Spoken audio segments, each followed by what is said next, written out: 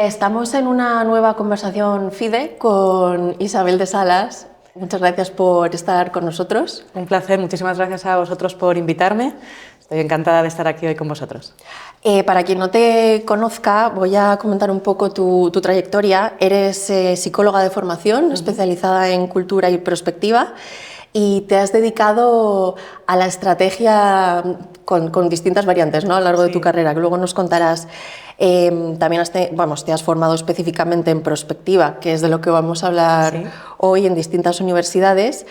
Y has trabajado en distintas compañías y ahora tienes tu propia consultora. Exacto.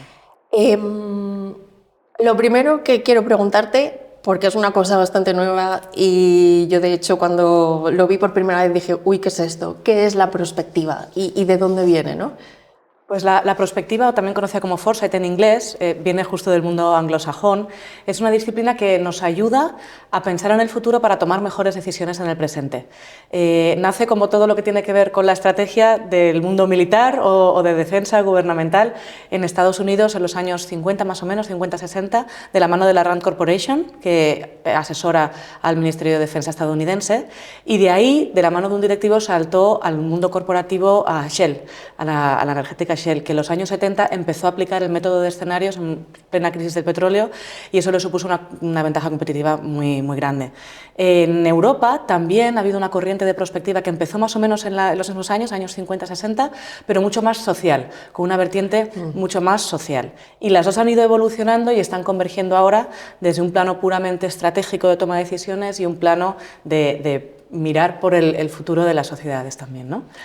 ¿Y qué diferencia hay, o si es que la hay, una es una especialidad de la otra, entre la prospectiva y la estrategia?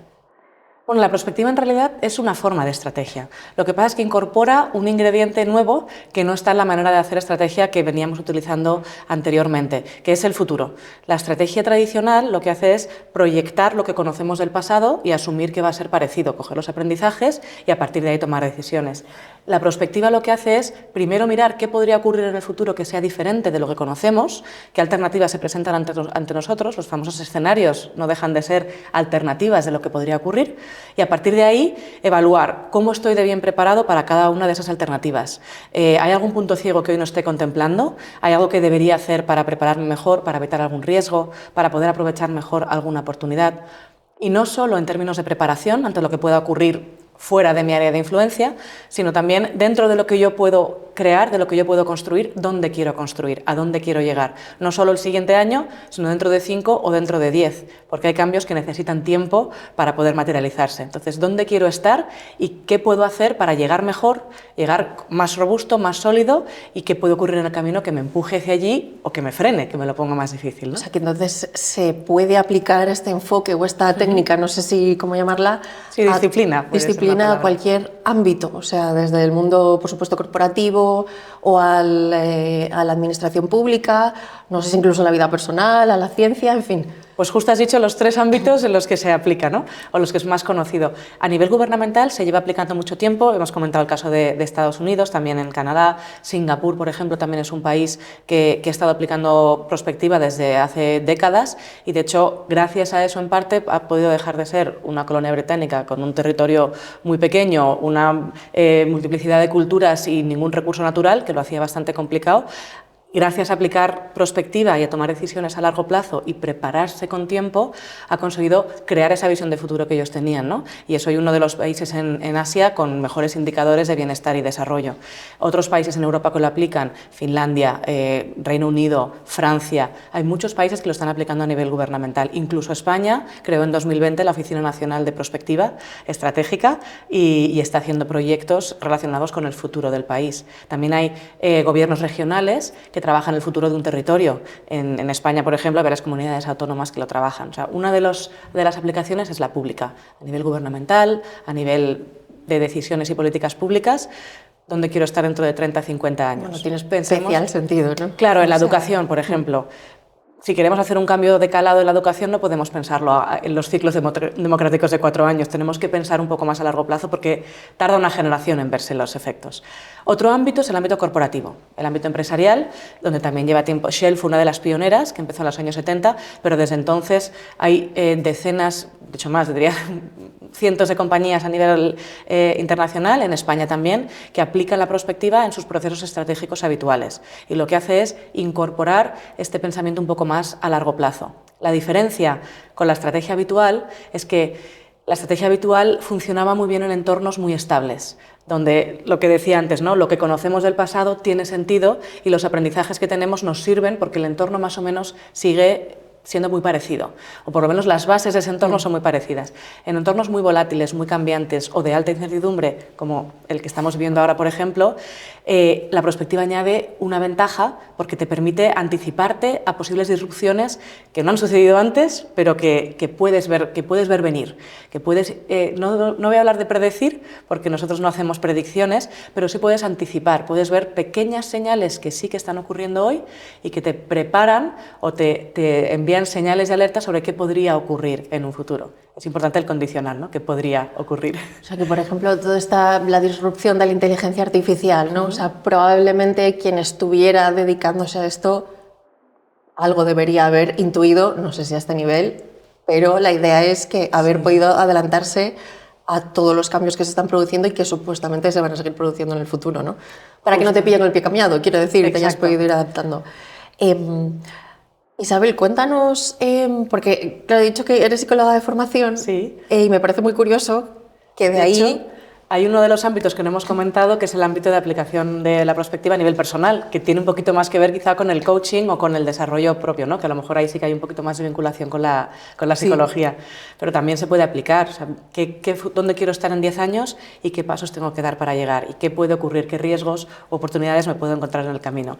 El proceso y la mentalidad es la misma, lo que cambia es el nivel de formalización, que no es lo mismo, lógicamente, aplicarlo a una compañía con multitud de departamentos y de empleados y demás y de presupuestos que a la vida de una persona, pero aún así la lógica es la misma y sobre todo la mentalidad, que es muy importante. Comentabas que de dónde te viene el salto, ¿no? De trabajar de haber estudiado psicología a trabajar ahora con estrategia. Pues en realidad mi trayectoria profesional siempre ha estado vinculada a la estrategia. La especialidad que yo cogí de psicología tenía que ver con la psicología empresarial y específicamente con la prospectiva. Entonces fue muy natural el empezar a trabajar en departamentos de estrategia de diferentes consultoras. Comentabas al inicio cuando me presentabas que la estrategia la he trabajado desde distintos ángulos y es verdad. He trabajado estrategia de comunicación, estrategia de marca, estrategia de innovación, estrategia corporativa o un poquito más de negocio. O sea, he ido haciendo un pequeño viaje y también me he tenido que ir formando porque no todo lo que aprendí en psicología me servía, ¿no? He tenido que fortalecer también mis conocimientos en el ámbito de negocio y corporativo. Pero sí que es verdad que hay algo que tiene mucho que ver y que es algo que también tiene que ver con la inquietud que yo he llevado dentro, ¿no? desde que estudiaba, que es esa inquietud por conocer qué es lo que nos mueve a las personas a actuar, qué es lo que hace que una sociedad evolucione, por qué se producen los puntos de inflexión o los cambios de valores, ¿no? De grandes grupos sociales o a nivel individual o de una compañía o de un país. ¿Por qué suceden estas cosas? Entonces, eso a mí siempre me ha generado mucha curiosidad, el saber por qué suceden los cambios sociales, humanos de las personas y hacia dónde nos llevan, hacia dónde conducen los cambios que podemos ver hoy. Cualquiera de nosotros, tú le preguntas a cualquier persona en una cena familiar, comiendo con la gente del trabajo, ¿qué cambios ves hoy en la sociedad? Y todo el mundo te sabrá decir varios. Somos conscientes de que están habiendo muchos cambios. Y la siguiente pregunta, que es la que a mí me empezó a nacer de dentro, es ¿y eso hacia dónde nos lleva? ¿Qué es lo difícil? ¿Qué es lo difícil? Es hacia dónde nos están empujando estos cambios y qué opinión queremos tener al respecto, ¿no? Eres presidenta de la Asociación Española de Prospectiva, que además eres una de las fundadoras, la pusiste en marcha, no sé, hace un año y pico o algo así. Sí, un año, somos todavía muy jóvenes. Recién nacidos casi. ¿Qué objetivos tiene la fundación y qué actividades hace? Pues la asociación nace en un momento en el que la prospectiva en España está generando mucho interés, pero todavía está en un nivel de desarrollo muy temprano.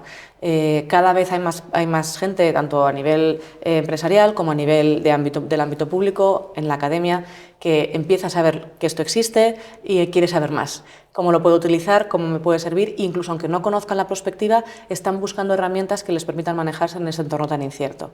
Entonces, están empezando a haber muchas conversaciones y cada vez más profesionales que se dedican a ello, pero faltaba una estructura que nos diese una red común, que creara el ecosistema, ¿no?, alrededor de todos los que nos dedicamos a esto, sea desde el ámbito del experto que ofrece servicios de asesoría o de consultoría, o desde el ámbito de alguien que en una compañía, en un equipo de administración pública, está aplicándolo en su día a día y en sus procesos. Entonces creamos la asociación precisamente para ser ese punto de encuentro entre todos los profesionales que nos dedicamos a esto y profesionalizar la práctica de la prospectiva en España, que se pueda aplicar con rigor, crear un estándar de calidad de qué es, qué no es, cómo se hace, para que todo este interés poco a poco vaya empujando y vaya haciendo crecer la prospectiva en la dirección adecuada. Y al hilo de esto, ¿en qué punto está la prospectiva en España, que ya has comentado que está, o sea, desde luego no está tan avanzada como en otros países, pero que sí que se están dando pasos, ¿no? ¿Y cómo lo ves aplicando, ¿no?, precisamente, cómo la ves dentro de 5 o de 10 años? Pues la prospectiva en España ahora mismo está un poquito por detrás de otros países anglosajones, por ejemplo, donde, como comentábamos al inicio, ¿no?, lleva décadas en desarrollo. Mi intuición, todavía no hemos hecho un estudio al respecto que lo corrobore, es una de las cosas que nos gustaría hacer desde la asociación, pero mi intuición es que tiene mucho que ver con la cultura. En los países mediterráneos o incluso latinos tenemos una manera de pensar y de estar en el mundo donde la espontaneidad es mucho más importante que la planificación. Vamos mucho más sobre la marcha, y para qué me voy a preocupar por lo que ocurra dentro de 10 años, ya iré viendo por el camino, iré tomando decisiones según vengan los acontecimientos. Yo creo que con la pandemia se produjo un cambio de mentalidad muy importante, porque nos dimos cuenta que realmente lo inesperado puede pasar, es real, no es solo algo en las presentaciones de PowerPoint de los equipos y de las organizaciones, sino que es algo real que nos puede dar la vuelta por completo a cómo operamos, a cómo estamos y cómo funcionamos, ¿no? Entonces, a partir de ahí fue cuando hubo un boom de interés en la prospectiva en España. Lleva aplicándose o lleva estudiándose mucho antes. Ya digo que yo, cuando estudié la carrera hace 25 años, ya estudié la especialidad de prospectiva, pero quizás se quedaba reducida a un ámbito muy académico. La aplicación práctica vinculada a la toma de decisiones, cómo puedo aplicar la prospectiva para que realmente me ayude a tomar mejores decisiones cuando no sé lo que me espera en el futuro, que esa es la dificultad, ¿no?, de la toma de decisiones, es cuando no sabes lo que viene después. ¿Cómo puedo aprovechar esta herramienta para tomar mejores decisiones? Eso empezó a calar en España hace apenas 5 años, quizá un pelín antes, pero sobre todo fue a raíz de la pandemia. Entonces, es verdad que estamos en un momento temprano, pero también de mucho interés y de un crecimiento muy rápido. Mi sensación con la evolución que va a poder tener, yo creo que en 5 o 10 años, quizá 10 más que 5, va a ser algo que va a ser no tanto una disciplina que se aplique de manera puntual, sino una capacidad fundamental para las organizaciones, que va a ser algo necesario, que los profesionales que trabajan no solo en el área de estrategia o vinculados a decisiones más estratégicas, sino en cualquier ámbito de la organización, van a necesitar tener incorporadas capacidades relacionadas con la anticipación estratégica, con la prospectiva, con el pensamiento a largo plazo. Porque el mundo en el que nos estamos cada vez más enfrentando y en el que nos movemos necesita de eso. Entonces, por establecer un paralelismo con algo que conocemos quizá un poquito más, creo que va a suceder algo parecido con lo que ha pasado con el mundo del branding, por ejemplo. Cuando yo estaba haciendo estrategia de marca, pude vivir en primera persona cómo la estrategia de marca o el branding pasó de ser algo que era por decir una palabra anglosajona, ¿no?, un nice to have, algo accesorio, que bueno, que sí, poco más que se reducía a un logo, a pasar a ser algo que tenía muchísimo que ver, un intangible que tenía muchísimo que ver con la identidad y la visión de cualquier organización. Pasó de ser algo que hacían a lo mejor solo las empresas más grandes que se lo podían permitir o que nadie le daba mucha importancia, a ser algo que todo el mundo tiene en cuenta y le da valor. Y hoy en día está como muy establecido el valor que tiene una buena marca, no solo a nivel financiero, sino a nivel de reputación en muchísimos términos, ¿no? Mi sensación es que con la prospectiva puede pasar algo parecido. Ahora está empezando a generar interés y hay compañías que se están interesando en cómo aplicarlo, pero todavía hay muchas que no lo conocen o que, al ser un intangible que tiene que ver con el largo plazo, todavía no entienden muy bien el valor que les aporta. Pero cuanto más nos adentremos en este entorno cada vez más incierto, cada vez más volátil, de cambios constantes, más va a ser evidente la necesidad de estas nuevas herramientas. Y la prospectiva aquí aplica un marco conceptual tremendamente útil. Lo bueno es que es muy útil, es muy aplicable, es muy práctico, no es algo, es un intangible, porque la estrategia siempre lo es, pero no es algo que se queda solo en palabras o en una narrativa o en algo abstracto. Es que es muy útil para el día a día, la toma de decisiones del presente. Miramos al futuro para volver al hoy y decir, vale, y desde hoy, ¿cómo me puedo enfrentar a estas posibilidades? ¿Cómo estoy de preparado? Y te ayuda a tomar las decisiones en el día de hoy. Quería preguntarte también, ¿existe alguna diferencia entre prospectiva y prospectiva estratégica? Que en particular creo que es lo que tú haces ahora mismo. Muy buena pregunta. Pues yo diría que sí. Quizá la prospectiva secas se quedaría solo en la primera parte del proceso, que es intentar prospectivizar, no sé si existe el intentar anticipar qué podría ocurrir. Entonces te quedas en análisis de tendencias, en proyección o en mapeo de posibles escenarios o posibles alternativas de futuro y se quedaría allí, que es muy interesante y puede dar lugar a conversaciones preciosas, pero la perspectiva estratégica es cuando tú aterrizas eso en ¿y eso a mí en qué me afecta? ¿Y eso por qué tiene que interesarme a mí en algo? ¿Cómo me puede ayudar a mí a operar mejor, a tener una ventaja en el caso de una corporación o de una compañía grande o pequeña, a tener una mayor ventaja o ayudarme mejor a tomar las decisiones? En el caso de administraciones públicas, a aplicar mejor las políticas públicas. ¿Cómo me puede ayudar a desempeñar mejor mis funciones en el día de hoy? Y ahí es donde yo creo que la palabra estratégica es donde cobra sentido. La prospectiva nos aporta visión, nos amplía la mirada y nos amplía el horizonte, nos ayuda a levantar la mirada un poquito más a largo plazo. La estrategia nos ayuda a vincularlo con la acción en el presente. Visión sin acción se queda pues, en esas palabras bonitas que decíamos que a veces no son tan útiles. Acción sin visión, pues a veces nos podemos ir dando tumbos y pues, nos podemos ir dando batacazos por el camino. Y no ser muy eficientes. Sí. Exacto. Yo creo que lo bonito, voy dando vueltas en círculos, ¿no? Lo bonito yo creo que es cuando se mezclan las dos, ser capaces de combinar esa amplitud de miras y esa mirada un poquito más a largo plazo a cómo me afecta en el presente. Eso que está ahí a la vuelta de la esquina, que no está en el siguiente trimestre, pero que me lo voy a encontrar dentro de muy poco, ¿cómo lo vinculo con el presente, con las decisiones que tengo que tomar en el día de hoy? ¿De qué manera me impacta a lo que yo tengo que hacer ahora? Y creo que eso es lo bonito, ¿no? Cuando combinas la perspectiva y la visión con la estrategia. Yo creo que con esto que nos estás contando lo veo más, o sea, veo más factible un desarrollo potente en el mundo corporativo que en el ámbito público. Porque claro, ahí ya se mezcla lo que nos interesaría a todos, ¿no? Con la realidad democrática que son de las elecciones cada X, ¿no? Pero bueno, ahí yo creo, perdona, sí. Yo creo que hay un punto muy interesante. Desde mi punto de vista, la perspectiva, lo bonito del largo plazo, de mirar a largo plazo, se aplica cuando impacta en el bien común, en el bien de todos. Por supuesto en una organización, pero imagínate si lo aplicamos al futuro de un país. Es que es precioso, ¿no? Y creo que es tremendamente aspiracional y se puede hacer. Lo que pasa es que para que se pueda hacer bien, se tiene que hacer llegando a pactos con todas las voces implicadas. Claro, por eso digo, sí. Y ahora con lo polarizado que está el terreno político, pues puede parecer un imposible. De todas maneras, parte de lo que nosotros predicamos con la perspectiva es, si no somos capaces de imaginar un futuro diferente, nunca seremos capaces de construirlo. Si no somos capaces de imaginar la posibilidad de llegar a pactos de mínimos entre posiciones enfrentadas políticamente, nunca seremos capaces de construirlo. Entonces, empezar a hablar de ello y a impulsar también desde la asociación, parte de lo que queremos hacer con la divulgación de qué es la perspectiva y para qué sirve, es un poco crear también ese sentimiento de conciencia colectiva de se puede hacer, existen las herramientas, luego hace falta la voluntad de hacerlo, pero poco a poco entre todos también podemos ir creando esa conciencia, incluso ese puntito de presión para que las cosas sucedan. O sea que un experto en perspectiva tiene un puntito optimista, digamos, ¿no? Tiene que tenerlo. A la fuerza. Tiene que tenerlo, si no, no tiene sentido. Es verdad que hay una realidad que es, o sea, hay algo que no podemos evadirnos de una realidad y a veces la realidad es negativa y a veces nos encontramos con escenarios que no son optimistas, que no son buenos, pero siempre tenemos que ser capaces de imaginar una alternativa de futuro positiva. ¿Cómo sería si esto se hiciese bien? Porque si, es lo que decía, ¿no? Si no somos capaces de imaginar algo diferente, nunca seremos capaces de construirlo. Hoy en día la sociedad, tanto a nivel corporativo como a nivel gubernamental, como a nivel del ciudadano de a pie, de cualquiera de nosotros, estamos en una gran crisis de esperanza. Como hemos encadenado muchas crisis, económica, social, sanitaria, política, una tras otra, militar, parece como que no hay esperanza. Hemos perdido la capacidad de imaginar futuros mejores y la capacidad de pensar que a lo mejor nosotros tenemos algo que hacer al respecto.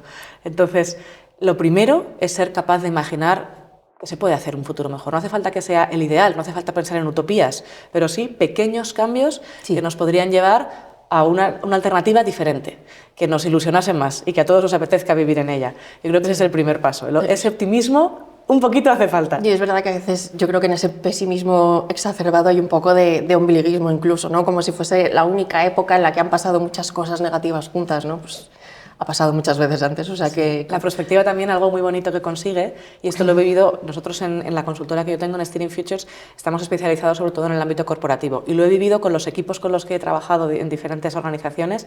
Una cosa muy bonita que tiene la perspectiva es que nos devuelve la capacidad de agencia, de sentirnos dueños de lo que ocurra después. No solo es cómo nos preparamos ante aquello que pueda ocurrir fuera y que por mucho que me empeñe no voy a poder influir sobre, sino qué puedo hacer yo distinto para llegar a un lugar que me ilusiona, para llegar a un objetivo, a una visión a largo plazo que me ilusiona. Y lo bueno del largo plazo es que te da margen. No te están poniendo una carga encima, una presión de el trimestre que viene tienes que haber dado un salto de 360 grados, porque eso no es realista, lo que decía del realismo, ¿no? Y por lo tanto te deja con una frustración más que ilusión. Lo bonito del largo plazo es que te da tiempo y te da los pasos, ¿no? Te da el camino. La perspectiva, cuando lo vinculas con la estrategia, te traza esos pequeños pasitos. Oye, cada paso es un paso más cerca del objetivo al que queremos llegar, de la visión que nos ilusiona, de ese futuro deseado en el que nos gustaría vernos o nos gustaría estar. Entonces, ese sentimiento de yo puedo hacer algo al respecto, como organización, como equipo, como departamento, como país, como ciudadano, como partido político, no, es que es imposible llegar a acuerdo, bueno, es que a lo mejor hay algo que se puede hacer, ¿no? Entonces eso es muy bonito, el volver a recuperar la capacidad de qué podemos hacer cada uno, desde nuestro ámbito de influencia, que algunos será más pequeñito, otros más grande, pero cada uno desde la influencia que tenga, qué puede hacer para llegar al futuro que nos interesa, entre todas. Isabel, porque al final las cosas con ejemplos prácticos se ven mejor, ¿no? O sea, obviamente no nos puedes dar nombres, pero no hace falta. Me gustaría que nos explicases un ejemplo de algún proyecto, caso, supuesto, en fin, a nivel corporativo con el que hayas trabajado para que veamos esa aplicación ahí de la prospectiva y la diferencia quizá o dónde se quedaría la estrategia secas, ¿no? Pues se me vienen a la cabeza dos casos diferentes, los dos son del ámbito de las organizaciones, del ámbito corporativo, pero creo que pueden ayudar muy bien a explicar o a tangibilizar esto que estamos hablando. Uno se trata de una compañía tecnológica que estaban muy especializados, de hecho eran líderes en un aspecto muy concreto de la tecnología, que era la gestión de la logística inversa, ¿no? De reparación y logística inversa de dispositivos tecnológicos de diferentes tipos. Todas sus operaciones estaban enfocadas a cómo ser cada vez mejores, más eficientes, más excelentes en su desempeño y en el servicio que ofrecían, y de hecho lo estaban consiguiendo muy bien. Un ejercicio de estrategia al uso seguramente hubiese llevado a qué podemos hacer específicamente en diferentes áreas de la organización para superar a nuestros competidores, para responder mejor a necesidades que tienen hoy en día nuestros clientes. Lo que hicimos con ellos fue ver qué puede pasar dentro de 10 años en el desarrollo de la tecnología, hacia dónde puede enfocar, qué nuevas necesidades pueden surgir en los clientes que ya tienes, qué nuevos clientes pueden surgir, qué competidores que hoy no existen pueden aparecer de repente. Con esa mirada, como digo yo siempre, ¿no? de levantar un poquito y mirar un poquito más al horizonte, surgieron puntos ciegos que no se estaban considerando hoy porque en el contexto de hoy no existían, pero que sí daban lugar a aprendizajes que ellos les permitieron, por un lado, fortalecer áreas de su compañía que ante determinados supuestos escenarios de futuro les hubiesen situado en una situación de debilidad, y luego, por otro lado, también a construir una visión de futuro mucho más amplia, donde no solo se centraban en esa logística inversa, sino que empezaban a operar y a ofrecer también, aportar valor en otras áreas del proceso, de la cadena de valor, donde ahora mismo no estaban centrados y donde vieron que a futuro había una oportunidad muy grande porque nadie estaba posicionado ahí y iba a crecer la necesidad. De manera que pudieron elevar esa mirada y ampliar muchísimo más su rango de actuación. Esto, si no hubiesen mirado a futuro, no lo hubiesen podido hacer. Y también, a medida que han ido pasando los años, han ido aplicando ese plan de acción que les ha permitido fortalecer la compañía ante riesgos, algunos de los cuales ya se han materializado, y ellos han estado ya en una posición mucho más solvente para hacer frente a ellos. Ese es un caso. Otro caso, muy diferente y quizá más conectado con la sociedad, con los hogares, con el día a día de las personas, tiene que ver con una compañía relacionada con la alimentación. Cuando empezamos a trabajar con ellos, su expertise era alimentos funcionales. Estos alimentos que tienen además pues, vitaminas o determinados ingredientes que aportan un plus, ¿no? Que no solo te alimentan, sino que te aportan un plus. Y ellos trabajaban sobre todo pues, desde el laboratorio. ¿Qué soy capaz de crear? Y a partir de ahí, luego ya veré a quién se lo vendo. Pues si yo puedo crear un alimento que va bien, me lo invento, que mejora la vista y mejora la memoria, pues yo lo creo. Y luego ya veré si lo oriento o lo llevo al mercado orientado a personas senior, porque ya la vista y la memoria empieza a fallar, o a lo mejor a niños en edad escolar, porque es un momento donde la vista y la memoria son muy importantes. Y esa era un poco la manera de funcionar. Hicimos un proceso con ellos orientado a cómo será la sociedad española en 15 años. De manera que todo esto que tú estás creando hoy va a interesar a alguien, le va a importar a alguien, porque si no le importa a nadie, las perspectivas de éxito son más bien limitadas. Entonces, hazlo al revés. Primero, intenta adivinar o intenta anticipar qué le puede preocupar, qué puede necesitar la sociedad española dentro de 15 años y en base a eso ves a tu laboratorio y mira si eres capaz de crearlo desde tu propuesta de valor, que son alimentos funcionales. O a lo mejor tienes que empezar a crear otra línea de negocio que sean alimentos de otro tipo, ¿no?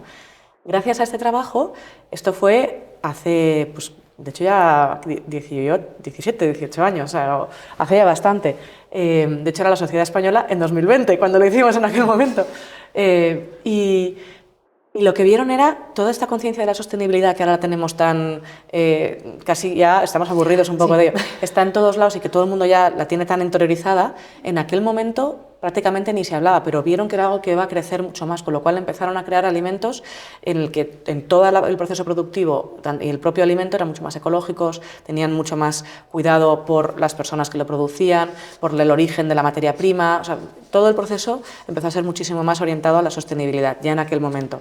Empezaron a crear alimentos orientados a principios o ingredientes que anticipamos que serían más importantes para suplir necesidades que tendría la sociedad de agotamiento, de diferentes temas de salud mental también surgieron, qué podemos hacer para paliar eso.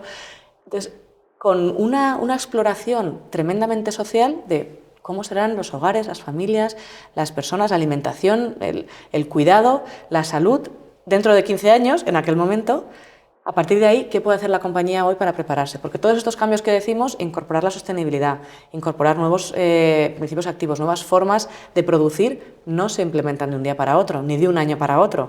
Necesitaron tiempos para cambiar la cadena de producción, para incorporar nuevas tecnologías, para hacer alianzas con otros productores y con otras compañías que les podían ayudar. Todo esto lleva tiempo, pero en un plazo de 5 o 8 años pudieron ir implementando todo, de manera que cuando esas necesidades ya eran una realidad, ellos ya estaban aportando esos nuevos productos, ¿no? Esos nuevos servicios. En este caso, un proyecto que nació, la petición venía del Departamento de Innovación. O sea, imagínate, no venía desde estrategia corporativa, pero el Departamento de Innovación yo creo que fue lo suficientemente sabio para darse cuenta de que tenían que cambiar la manera de funcionar, ¿no? Y poner primero, oye, ¿qué va a pasar en el futuro? Y luego a partir de ahí vamos a ver qué podríamos hacer nosotros.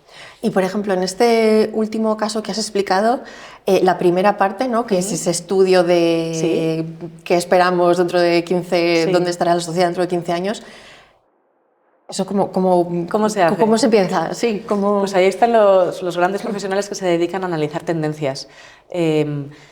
En el presente ya existen semillas del futuro. ¿Qué significa esto? Tenemos que imaginarnos el futuro como un jardín, ¿no? Hoy ya existen esas pequeñas semillas que dependerá si las regamos o no, podrán crecer y convertirse en un árbol o no, incluso malas hierbas que a lo mejor nos interesa arrancar, ¿no? Ya están ocurriendo hoy pequeños cambios que a lo mejor todavía no son mayoritarios, no son muy visibles, pero que sí que nos indican que algo está empezando a funcionar distinto, a generar pequeñas disrupciones o puntos de inflexión que pueden encaminar un cambio más grande, ¿no? Un cambio más mayoritario. Hay diferentes indicadores que nos ayudan a entender cuándo un cambio que hoy en día es pequeño puede crecer y hacerse mayoritario, cuando una tendencia o una señal que hoy a lo mejor es algo absolutamente reducido, puede crecer hasta ser una fuerza de cambio que mueva toda una sociedad. Algunas de esas criterios para saberlo es pues, si ese cambio ocurre en más de un área o más de un ámbito, en salud y a la vez en educación y a la vez en tecnología, si vemos ese cambio en varios ámbitos o sectores, si vemos que diferentes líderes de opinión, tanto a nivel de grandes organismos públicos, pues la ONU, como a nivel de personas concretas o medios de mucha respetabilidad, ¿no? Harvard, etcétera, están publicando algo relacionado con esos cambios. Hay diferentes indicadores que cuando los sumamos nos ayudan a intuir cuando un cambio tiene perspectivas de crecer. Y aún así hay cambios que aunque no cumplan esos requisitos y parece que se van a quedar pequeños, saber que está ocurriendo un cambio, aunque sea minoritario, si vemos que en caso de crecer puede tener un gran impacto, nos ayuda a decir, bueno, voy a ir monitorizándolo, voy a ir viendo cómo evoluciona. A día de hoy parece que los indicadores no nos muestran que esto va a crecer, pero lo voy teniendo en el radar. De hecho, se habla mucho de hacer un radar de tendencias, ¿no? Porque es una metáfora que ayuda, ¿no? Es tener activado ese radar de qué está ocurriendo en diferentes ámbitos, quizá un poquito en las costuras del sistema, que todavía no se habla de las noticias, no lo vemos publicado en todos lados, no se habla de ello, pero que empieza a ocurrir y que nos ayuda a anticipar, oye, si esto crece, ¿qué podría ocurrir? ¿No? ¿Hacia dónde nos lleva? ¿Hacia dónde nos empuja ese cambio en caso de que ocurra? O en caso de que de repente hay dos cambios diferentes, ¿qué pasaría si colisionan, si crecen a la vez? O al revés, si uno crece y apaga al otro o va en contra de una corriente que ahora sí es mayoritaria. Entonces, todo este estudio, que es muy profundo, hoy en día la inteligencia artificial nos ayuda a escanear muchísimo más volumen de datos mucho más rápido, pero esa conexión de puntos todavía requiere esa mirada humana y que los analistas en tendencias aportan una experiencia muy buena para conectar, ¿no? Y decir, bueno, pues por aquí están sucediendo cambios que parecen distintos, pero que si los juntamos nos están indicando que hay algo más grande sucediendo por debajo, ¿no? Como una corriente submarina más allá de las olas que podemos ver, ahí hay una corriente submarina que nos empuja más. Y eso se hace pues, estudiando, entrevistando a expertos, entrevistando a gente que está en áreas distintas, muy relacionadas con la innovación o con lo que está en la vanguardia, por supuesto leyendo publicaciones, pero también mezclándote mucho en la calle y viendo qué está ocurriendo. Qué interesante. Ya para terminar, y al hilo de esto, ¿crees que los consejos de administración son conscientes de esto o tendrían que ser más conscientes de esto, o sea, teniendo en cuenta que al final su función principal es definir la estrategia y supervisarla, sí, ¿no? Yo creo que sí son conscientes de que el entorno ha cambiado y creo que sí son conscientes de que el reto es mayor. También creo que muchos incorporan esta mentalidad de la prospectiva de manera intuitiva. Quizá no sepan que se llama prospectiva, pero sí que están empezando a cambiar ya no aplico literalmente los aprendizajes del pasado, sino que intento anticiparme o planificar con diferentes escenarios. Pues que si esto va por aquí o va por allá y como no lo sabemos, pues planifico en base a las dos. Yo creo que esto sí que se está haciendo, por lo menos más de lo que pensamos, porque al final el propio Seniority te empuja, ¿no? a tener esta intuición. Pero creo que la palabra clave es esa, es la intuición.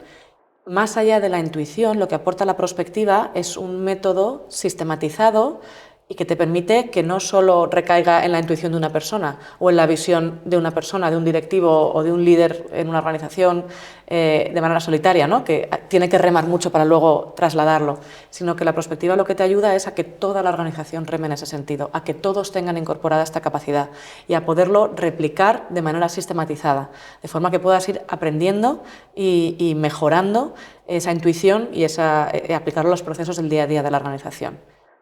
Pues Isabel, muchísimas gracias por explicarnos todo esto y bueno, igual dentro de 5 o 10 años volvemos a hablar para ver dónde estamos. Y ojalá que antes también. Y antes también. Muchísimas gracias, un placer.